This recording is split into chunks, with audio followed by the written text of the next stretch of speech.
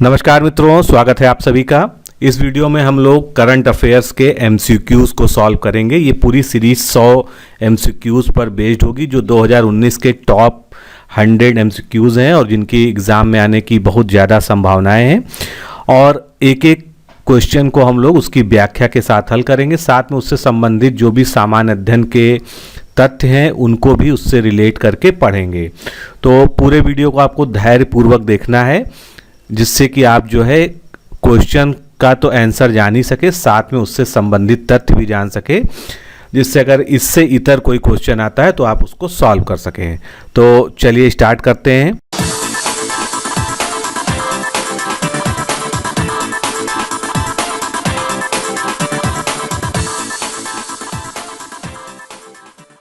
पहला क्वेश्चन देखते हैं। किस राज्य में जुलाई 2019 को घातक एक्यूट इंसेफ्लाइटिस सिंड्रोम और जापानीज एन्सेफ्लाइटिस बीमारी को मिटाने के लिए बड़े पैमाने पर अभियान चलाया गया? तो आप सभी जानते हैं कि ये अभियान कहाँ पर चलाया गया? उत्तर प्रदेश में। और इस अभियान को क्या कहते हैं? दस्तक अभियान। 1 जुलाई 2019 को घातक एक्यूट इंसेफ्लाइटिस सिंड्रोम और जापानी इंसेफ्लाइटिस बीमारी को मिटाने के लिए दस्तक 2 अभियान चलाया गया था। इससे पहले जो है दस्तक 1 जो है पिछले वर्षों में चलाया गया था। इसमें सभी 75 जिलों में घर घर जाकर संचारी रोगों के साथ एक्यूट इंसेफ्लाइटिस सिंड्रोम और जापानीज इंसेफ्लाइटिस के बारे में जागरूकता पैदा की गई और जांच की गई। अब ये एक्यूट इंसेफ्लाइटिस सिंड्रोम जो है बुखार के लक्षणों में बुखार की तीव्र शुरुआत और मानसिक स्थिति यानी मानसिक भ्रम, भटकाव, प्रलाप या कोमा में जो है आता है, या जो है इसमें दौरे भी शामिल होते हैं। तो क्योंकि ये हमारे जो दिमाग की झिल्ली होती है उस पर जो है संक्रमण हो जाता है, इसलिए जो है बहुत घातक बीमारी, खासकर पूर्वांचल के कुछ जिलों में जो है ये बहुत ही ज़्यादा घातक सिद्ध हो चुकी है। आगे चलते हैं। दूसरा क्वेश्चन। विश्व के 7 समिट को पर चढ़ाई करने वाली पहली आईपीएस अधिकारी कौन सी बन गई हैं? तो ये भारत की हैं और उत्तर प्रदेश से भी संबंधित हैं। अपर्णा कुमार। ये 7 समिट चैलेंज जो है इसको इन्होंने अभी हाल ही में पूरा किया है। उत्तर प्रदेश काडर की IPS officer, Indo Tibet border police की डीआईजी अपर्णा कुमार उत्तरी अमेरिका की सबसे ऊंची चोटी माउंट देनाली पर तिरंगा इन्होंने फहराया। इसी के साथ अपर्णा कुमार ने दुनिया के 7 समिट चैलेंज को पूरा किया।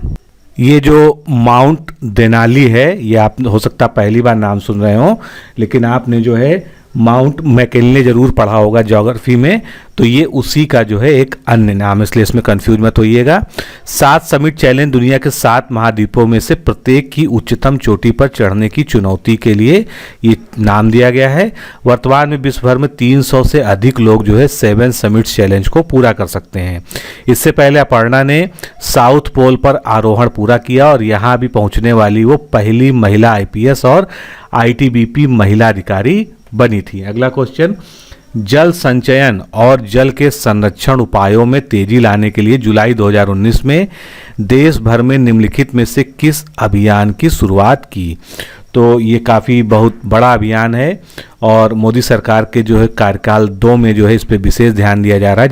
इस अभियान का नाम है जल शक्ति अभियान। इसके बारे में जानते हैं। तो ये 1 जुलाई 2019 को आरंभ किया गया जो है। इस योजना का उद्देश्य परिसंपत्ति निर्माण संचार अभियान के माध्यम से जल संरक्षण और सिंचाई की दक्षता को बढ़ावा देना है। अब इसके अंतर्गत देश के सूखा प्रभावित 256 जिलों और उनके 1592 विकास खंडों पर जो है विशेष फोकस दिया जाएगा। यह अभियान 2 चरणों में चलाया जा रहा है। पहला क्या है? 1 जुलाई से 15 सितंबर 2019 तक। दूसरा 1 अक्टूबर से 30 नवंबर तक जो है ये चलाया गया। आगे चलते हैं। दुनिया की पहली क्रूज शिप को आंशिक रूप से बैटरी की ऊर्जा द्वारा संचालित किया गया। तो ये शिप कहाँ से अपनी पहली यात्रा पर रवाना हुआ? तो ये जो बैटरी से चलने वाली जो पहली क्रूज शिप है ये नॉर्वे से रवाना हुई। दुनिया की पहली आंशिक रूप से बैटरी की ऊर्जा से संचालित क्रूज शिप रुआल आमुंडसेन इसका नाम है, को उत्तरी नॉर्वे से अपनी पहली यात्रा के लिए 1 जुलाई 2019 को रवाना किया गया था। हाइब्रिड क्रूज शिप रुआल आमुंडसेन 500 यात्रियों को ले जा सकता है और इसे कठिन जलवायु वाले जल संचालित में डिजाइन किया गया। इसका जो नाम रखा गया है वो नॉर्वेजियन खोजकर्ता के नाम पर रखा गया है, जिन्होंने 1903 से 6 के मध्य में उत्तर पश्चिमी मार्ग की खोज की थी और 1911 में पहली बार वो जो है दक्षिणी ध्रुव पर पहुंचे थे। शिपिंग के लिए यह तकनीक अभी अपनी प्रारंभिक अवस्था में है, क्योंकि कुछ ही पोर्ट्स चार्जिंग स्टेशन की सुविधा प्रदान करते हैं, लेकिन आने वाले वर्षों में बैटरी को शिपिंग के लिए एक महत्वपूर्ण परिवर्तन के तौर पर लाने की पूरी संभावना है।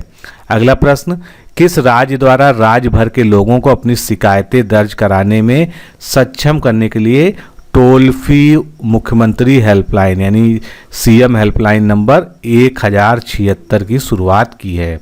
तो 1076 जो नंबर है ये उत्तर प्रदेश में मुख्यमंत्री पोर्टल के रूप में लॉन्च किया गया है। इस पे कोई भी व्यक्ति जो है अपनी शिकायत दर्ज करा सकता है और ये 24/7 यानी 24 घंटा 7 दिन तक काम करने के लिए बनाई गई है। उसमें सभी विभागों से संबंधित जो है शिकायतें दर्ज की जाएंगी। साथ ही हेल्पलाइन में 500 कॉल सेंटर स्थापित किए गए हैं, जिससे अगर एक समय में कई लोग जो है हेल्पलाइन डायल करते हैं तो उनको कॉल मिल सके। अगला प्रश्न, स्विस नेशनल बैंक द्वारा संकलित रिपोर्ट के अनुसार स्विस बैंकों में जमा धन के मामले में भारत की रैंक क्या है? यानी भारत के द्वारा जो है भारतीयों के द्वारा जो वहाँ पर धन जमा किया गया है उसमें कौन सा स्थान है सारे देशों में? तो भारत का इसमें 74th पोजीशन यानी 74वां स्थान है। स्विट्जरलैंड के केंद्रीय स्विस नेशनल बैंक द्वारा जारी आंकड़ों में यह बात सामने आई है कि दुनिया भर के लोगों द्वारा स्विस बैंक में जमा धन का मात्र 0.07% ही भारतीयों का है, जो कि एक जो है बहुत कम अमाउंट है। ब्रिटेन जो है इस सूची में शीर्ष स्थान पर है। 2018 के अंत तक ब्रिटेन के निवासियों या कंपनियों द्वारा स्विस बैंक में जमा कुल विदेशियों का धन 26% है।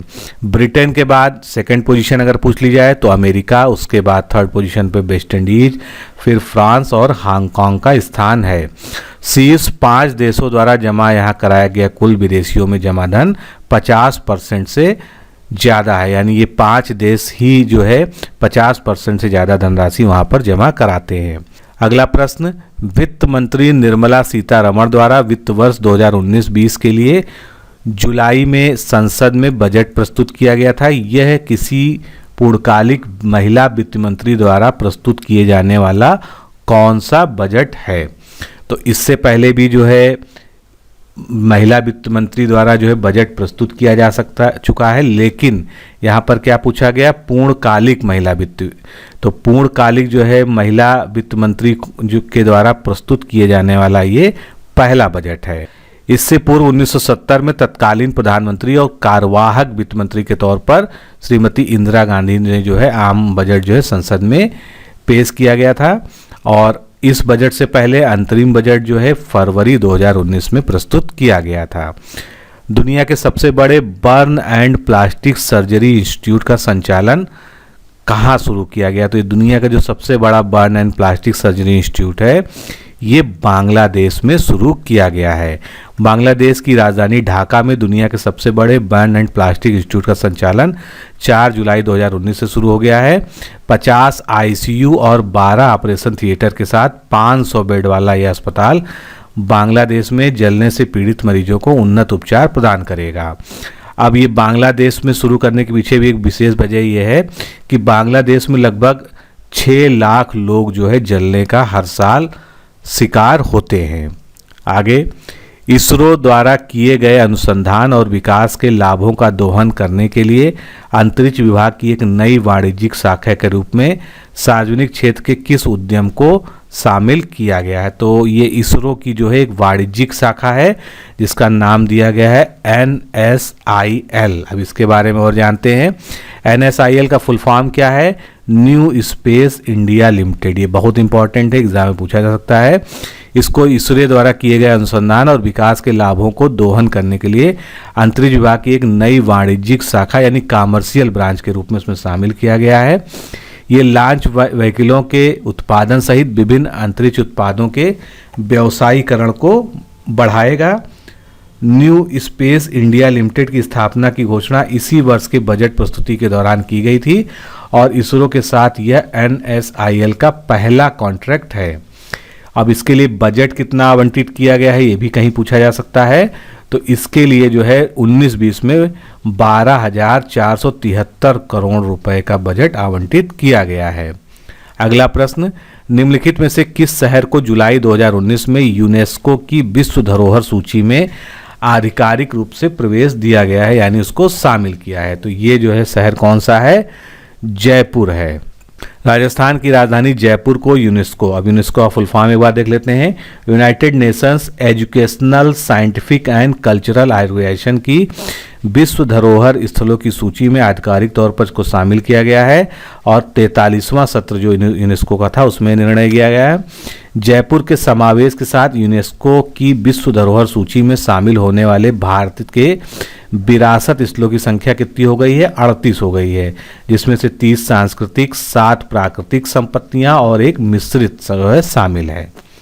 अगला प्रश्न, रेलवे परिषद में अनधिकृत पैकेज्ड ड्रिंकिंग वाटर के खतरे को रोकने के लिए एक देशव्यापी अभियान किस नाम से शुरू किया गया था? तो इस अभियान को नाम दिया गया था ऑपरेशन थर्स्ट, जिसमें जो है बोतल बंद पानी की रीपैकेजिंग जो करते हैं वो ना कर सकें। इस अभियान में सभी zonal principal chief security commissioner को इन अनधिकृत गतिविधियों को रोकने के लिए अधिकृत किया गया है। अभियान के तहत अब कई व्यक्तियों को अनधिकृत ब्रांडों के पैकेज्ड पीने के पानी की बिक्री बनाने के लिए गिरफ्तार किया जा चुका है। अगला प्रश्न देखते हैं, प्रधानमंत्री जन धन योजना जो 2014 में शुरू हुई थी के तहत खोले गए बैंक खातों में जमा राशि नवीनतम जारी आंकड़ों के अनुसार किसके पार पहुंच गई है? तो अब जो आंकड़े आए हैं नवीनतम उसके अनुसार 1 लाख करोड़ रुपए से अधिक जो है प्रधानमंत्री जन धन योजना के अंतर्गत जमा कराया जा चुका है। वित्त मंत्रालय के नवीन आंकड़े के अनुसार 3 जुलाई तक जो है 36.06 करोड़ से अधिक जनधन योजना के खातों में कुल 1,495.94 करोड़ रुपए जमा हो चुके हैं। जनधन योजना देश के लोगों को बैंकिंग सुविधाओं की सार्वभौमिक पहुंच प्रदान करने के उद्देश्य से 28 अगस्त 2014 को प्रारंभ की गई थी। तो ये इंपॉर्टेंट है डेट भी इसकी। अगला प्रश्न, किस देश में भारत के साथ हिंद महासागर क्षेत्र में रक्षा सहयोग बढ़ाने के लिए विधायी प्राविधान पारित किया है? तो हिंद महासागर क्षेत्र में रक्षा सहयोग को बढ़ाने के लिए संयुक्त राज्य अमेरिका यानी यूएसए ने जो है प्राविधान किए हैं। यूएसए की जो सीनेट है, जो अमेरिकी संसद का उच्च सदन होता है, ने एक विधायी प्रावधान पारित किया गया है जो रक्षा सहयोग बढ़ाने हेतु भारत को अमेरिका के नाटो सहयोगियों और इजराइल तथा दक्षिण कोरिया जैसे देशों के साथ लाता है। इसके तहत हिंद महासागरीय क्षेत्र में मानवीय सहायता, आतंकवाद विरोधी अभियान और समुद्री सुरक्षा जैसे मामलों में भारत और अमेरिका के बीच सहयोग बढ़ेगा। अब ये नाटो क्या है इसके बारे में जानना जरूरी है। हिंदी में इसको उत्तरी अटलांटिक संधि संगठन कहते हैं, इंग्लिश में नॉर्थ अटलांटिक ट्रीटी ऑर्गेनाइजेशन के नाम से जानते हैं। नाटो जो है 29 उत्तरी अमेरिकी और यूरोपीय देशों के बीच एक अंतर सरकारी सैन्य गठबंधन है। फोर्ब्स की वार्षिक सर्वोच्च भुगतान पाने वाली हस्तियों की सूची 2019 में जगह बनाने वाले एकमात्र बॉलीवुड के यानी भारतीय सिनेमा के कलाकार कौन है? तो वो हैं अक्षय कुमार। अक्षय कुमार जो है टॉप 100 में जगह बनाया इन्होंने और $65 मिलियन की कमाई के साथ ये पूरे विश्व में 33वें स्थान पे रहे। अब इसमें बात करते हैं पहले स्थान पे, तो अमेरिकी गायक टेलर स्विफ्ट सूची में शीर्ष पर रही, जिनकी पिछले 1 साल की कमाई $185 मिलियन रही और विश्व की अब तक की सबसे युवा बिलियनियर बनने वाली काइली जेनर $170 मिलियन की कमाई के साथ दूसरे स्थान पे रही। तो ये जो काइली जेनर के बारे में दिया है कि ये सबसे युवा बिलियनियर हैं, ये एक दूसरे सर्वे में आया था, यहाँ पर इसमें जो है इनका स्थान दूसरा है। अगला प्रश्न देखते हैं, निम्नलिखित कथनों में से कौन सा सही है? तो दोनों कथन हम पढ़ते हैं पहले।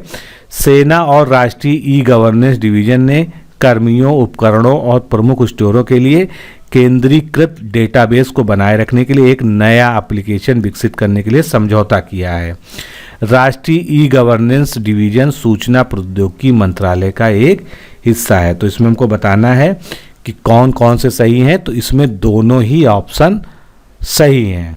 अगला प्रश्न देखते हैं, 2019 वैश्विक बहुआयामी गरीबी सूचकांक यानी global multi dimensional poverty index के अनुसार भारत में बहुआयामी गरीबी में रहने वाली आबादी का प्रतिशत 2004-05 में 55.1 से घटकर 2015-16 में कितना रह गया। बहुत इंपॉर्टेंट क्वेश्चन है आने वाले एग्जाम्स के दृष्टि से।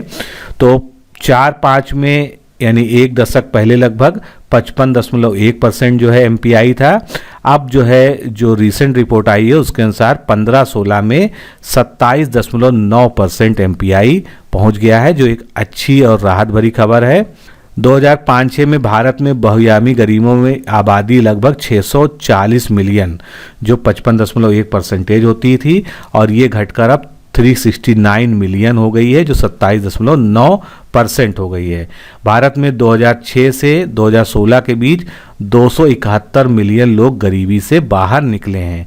तो प्रश्न इस तरह से भी पूछा जा सकता है कि इस रिपोर्ट के अनुसार कितने मिलियन लोग गरीबी से बाहर निकले हैं। तो आप बता सकते हैं कि 271 मिलियन लोग गरीबी रेखा से बाहर आए हैं। अगला प्रश्न, करतारपुर साहिब कॉरिडोर जो अभी काफ़ी चर्चा में रहा, जिसका भी उद्घाटन भी किया जा चुका है प्रधानमंत्री के द्वारा 9 तारीख को।